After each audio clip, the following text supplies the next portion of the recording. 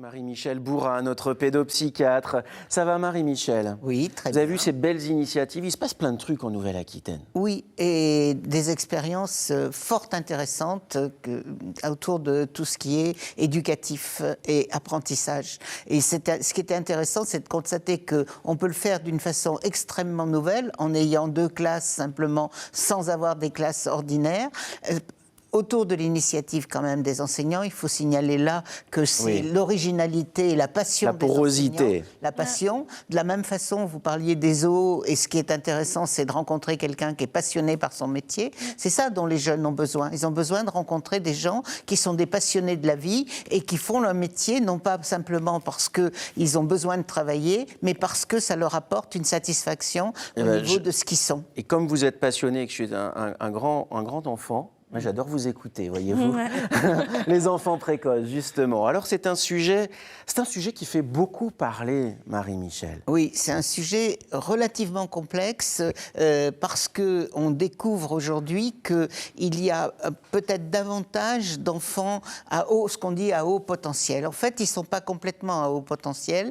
Ils ont des surdosages, si je peux dire, dans certaines modes de compréhension et des sous-dosages dans d'autres modes de compréhension. C'est pour ça aussi que ce qui est dit dans un des reportages sur l'expérimentation est très intéressant, parce que parfois, des enfants ont un très haut potentiel en verbal et un potentiel beaucoup moins bon en performance, par exemple. Il y a une hétérogénéité qui montre que c'est difficile de se développer dans tous les domaines. Physiquement parce que, et en fait, intellectuellement. le vrai haut potentiel, c'est quelqu'un qui serait à égalité au-dessus de 135, 140.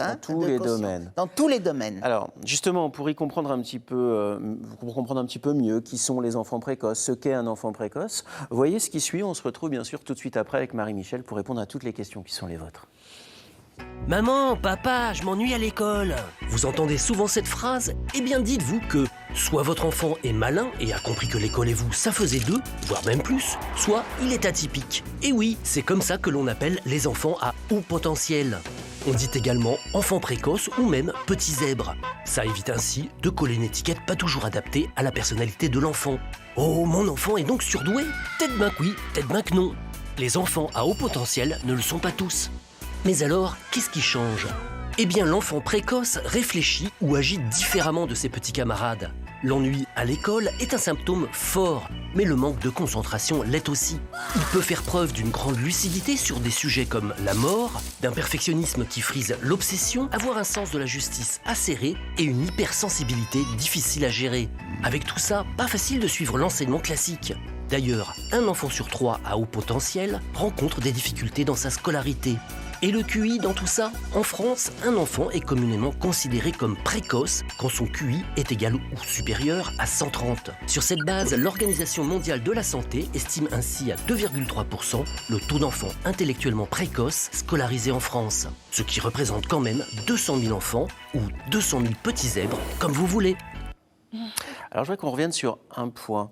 C'est parfois les difficultés pour ces enfants-là de s'adapter à l'environnement, à leur environnement. Et pas simplement parce que souvent on fait un focus sur l'environnement scolaire, Marie-Michèle Bourrin, mais sur leur environnement social. Oui, c'est à l'école que ça se révèle le plus parce que souvent, quand on a un enfant qui développe des compétences excellentes, eh bien, on a tendance à le pousser.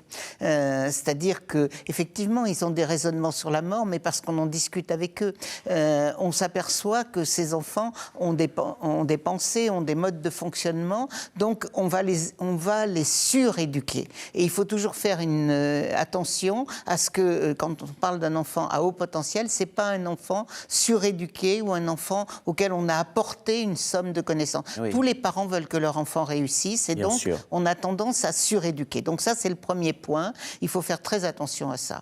Le deuxième point, c'est qu'un enfant qui va bien ne devrait pas s'ennuyer à l'école. Il devrait pouvoir trouver les moyens de s'adapter. S'il n'a pas ces moyens-là, c'est qu'il a ou conscience d'une intelligence trop forte et qu'il ne veut pas rentrer dans la norme, Et il y a aussi effectivement chez les enfants qui présentent un haut potentiel un mode de raisonnement qui n'est pas celui des enfants ordinaires. C'est-à-dire qu'on ne repasse pas par toutes les bases du raisonnement, on trouve la solution beaucoup plus vite et ce qui intéresse c'est la solution et non pas le... Donc effectivement, mais l'école est de plus en plus encline à s'adapter à toutes les difficultés. De toute façon, oui, et on fait beaucoup d'efforts au niveau de ça et je crois qu'actuellement, il y a dans la plupart des écoles, avec la plupart des enseignants, on aide les enfants. Voilà, une prise de conscience de la part des enseignants, de la part du corps médical dont vous faites partie en tant que pédopsychiatre, bien évidemment. Il y a eu d'énormes progrès en pédopsychiatrie concernant ce domaine-là. Et puis aussi une prise de conscience de la part des parents qui longtemps ont été démunis, à tel point que certains se sont réunis pour créer des associations, comme Limouzèbre & Co, par exemple. Nathalie est en ligne avec nous pour nous en parler. Et vous allez voir que cette association-là, elle comment dire, elle répond à toutes les demandes des parents. Nathalie sera en ligne dans quelques instants, mais tout d'abord, on a une question pour vous, Marie-Michel. Bonjour, je m'appelle Stéphanie, j'habite à Saint-Jean-de-Liversay et ma question c'est à quel âge savons-nous qu'un enfant est précoce ? Bon, c'est une question que se posent beaucoup de parents. Oui, alors la précocité, elle se repère dès la toute petite enfance. Et déjà, un enfant à haut potentiel, il va s'intéresser au fonctionnement des objets que vous allez lui donner. Il ne va pas simplement reprendre ce que vous faites avec l'objet, mais il va le manipuler de façon à comprendre. Et on voit bien, ça se manifeste par la phase d'attention supérieure. C'est pour ça que les enfants avec un haut potentiel, ils observent, ils regardent, c'est pas des enfants qui courent partout ou des enfants qui parlent tout le temps. Très observateurs. C'est plutôt des enfants qui sont dans une position de distanciation à l'égard de l'expérience qu'ils sont en train de faire. Ça fait partie de ce qu'on pourrait appeler des signes annonciateurs ? Oui, mais les parents le voient très bien. Ils disent, alors il y a la parole aussi. Il y a des enfants qui parlent très tôt. Les signes sont très précoces et ils sont adaptés à l'âge. C'est-à-dire, c'est un décalage avec l'âge. Mais ce qui peut surprendre des parents, c'est qu'il y a un décalage entre les capacités intellectuelles ou motrices de l'enfant, mais pas un décalage avec les capacités affectives de l'enfant, qui reste un petit enfant, souvent très dépendant. Et on parlait d'hypersensibilité tout à l'heure dans le reportage. Ça fait partie des difficultés. Ça fait partie des difficultés, parce qu'il ressent très vite comme un échec ce qui ne réussit pas. Alors ces difficultés, elles sont parfois nombreuses pour les enfants précoces ou à haut potentiel. L'accompagnement des parents est, j'imagine, primordial. Quand je parle d'accompagnement, derrière cette idée-là, il y a la compréhension. Oui, il y a la compréhension par les parents qu'ils ont affaire à un enfant qui n'est pas tout à fait comme les autres. Et souvent, le problème, il se pose entre le fait que les parents ont bien remarqué qu'il y avait quelque chose chez leur enfant, mais ils ne l'ont pas étiqueté comme un haut potentiel. Et en plus, comme à l'école, ils ne s'adaptent pas bien, on est dans la dimension de « est-ce qu'il est normal ?» entre guillemets. Alors tout à l'heure, les mots ont été employés... Il n'y a pas de normotypique, ça n'existe pas, vous êtes très différents de moi, pourtant nous pouvons travailler ensemble et discuter ensemble. Voilà, donc je crois que l'intérêt, c'est de permettre à un enfant de faire des expérimentations qui vont montrer de quoi il est capable. Et puis c'est un adulte en devenir, il ne faut jamais oublier ça. Je vous parlais de cette association, Limouzèbre & Co, des parents, à l'initiative des parents. Nathalie est en ligne avec nous pour nous en parler. Bonjour Nathalie. Bonjour. Bonjour, vous avez écouté Marie-Michel Bourrat, elle est pédopsychiatre. Comment, avec d'autres parents, vous est venue l'idée de créer cette association Limouzèbre ? Alors, Limouzèbre & Co, en fait, est née d'une rencontre entre 3 mamans. Au préalable, nous étions bénévoles au sein d'une association déjà qui était à destination des enfants précoces. Oui. Parce que nous sommes toutes les 3 concernées par le sujet à titre personnel. Oui. À nous 3, en fait, on a 8 petits surdoués à la maison. Donc, on s'est sentis fortement concernés. J'imagine. Et donc, au sein de cette association, en fait, on était confrontés à des choses qui ont fait qu'on a voulu créer Limouzèbre & Co pour être plus ouverts. Alors, tout d'abord, on a voulu s'ouvrir également aux adolescents et aux adultes, parce que découvrir une spécificité à l'âge adulte, des fois, ça peut être très perturbant. Et jusque-là, il n'y avait pas d'association dans la région pour accueillir ces personnes. Nathalie, ça veut dire que l'idée principale de l'association, c'est de replacer l'enfant au cœur des décisions, au cœur du système, en incluant, faisant de l'inclusion avec les parents ? Oui, tout à fait. Tout à fait. Et parce qu'en fait, quand on a des enfants qui sont particuliers, ouais. Donc c'est assez, effectivement, comme le disait votre précédente intervenante, c'est vrai qu'il y a une phase d'adaptation pour les parents.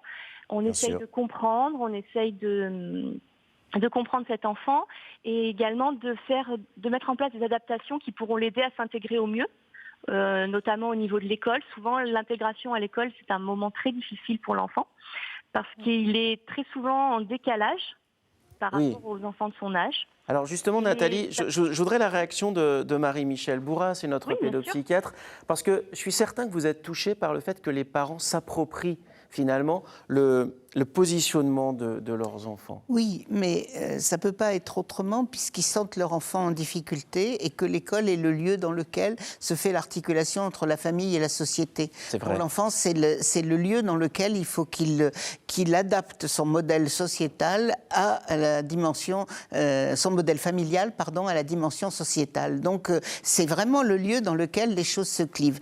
Et je crois qu'actuellement, il y a un peu une tendance à rapporter au haut potentiel les difficultés d'intégration que peuvent avoir un enfant.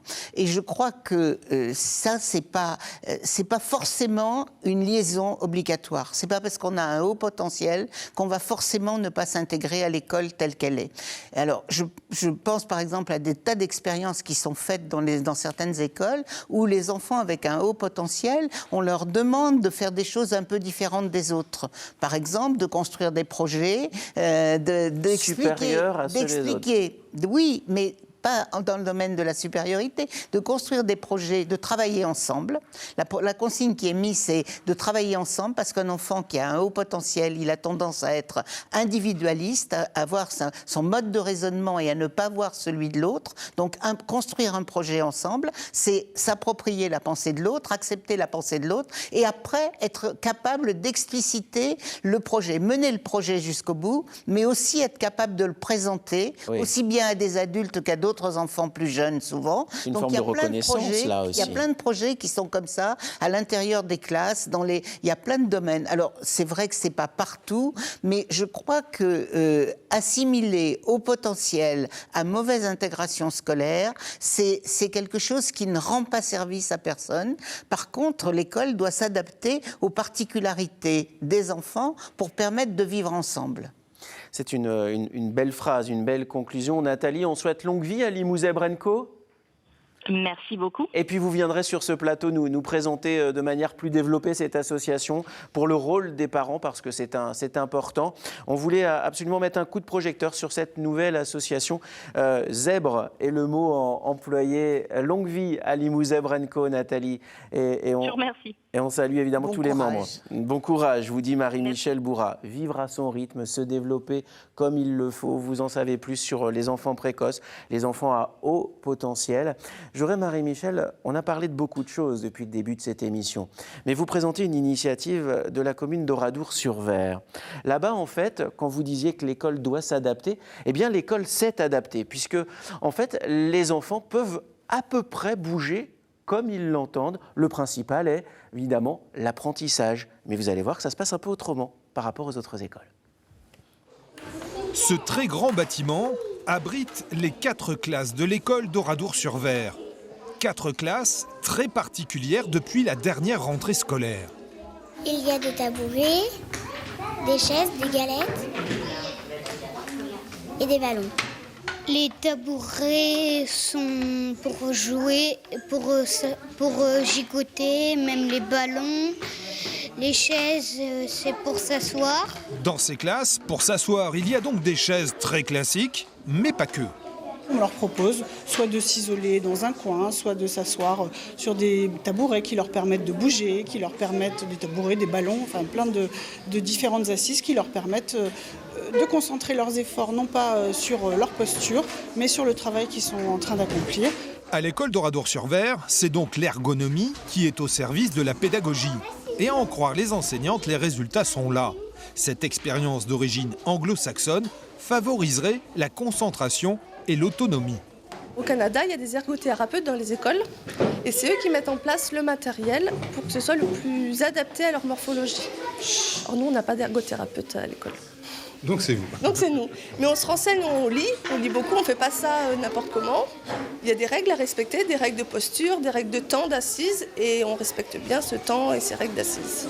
Autre particularité, les portes des classes sont ouvertes. Les élèves qui ressentent le besoin de se défouler peuvent ainsi aller dans le couloir où un marquage au sol leur offre un parcours histoire de décompresser.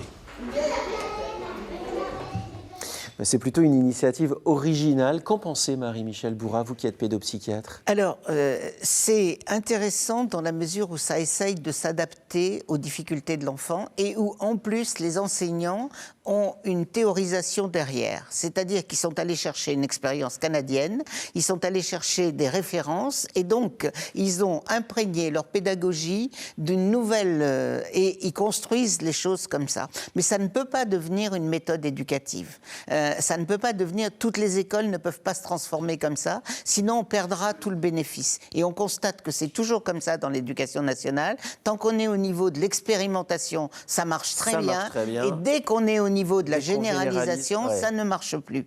Donc je crois vraiment que c'est la passion des enseignants, la recherche, ils ont fait ça sur le mouvement, mais on pourrait le faire sur la communication verbale, on pourrait le faire sur des tas d'autres domaines. C'est à chaque enseignant de construire. Je crois que le temps de Jules Ferry est fini. On a mis l'école assise et obligatoire pour apprendre à dresser les enfants, pour les mettre à la chaîne à l'usine. Il y a de moins en moins de chaînes, de plus en plus de tablettes. Et je crois que ce n'est pas du tout le même type d'éducation. Les enfants, très tôt, sont confrontés à travailler tout seuls face à un écran. Hein. Ils jouent avec un écran, ils ne jouent pas en face de quelqu'un. L'autonomie. Voilà. Donc je crois alors demander l'autonomie aussi, c'est pas demander à un enfant de 4 ans d'être autonome, c'est pas non plus la valeur à mettre complètement. Enfin, je crois que c'est un ensemble. Il faut que les enseignants aient maintenant des boîtes à outils avec des tas de techniques et surtout qu'est-ce qui les passionne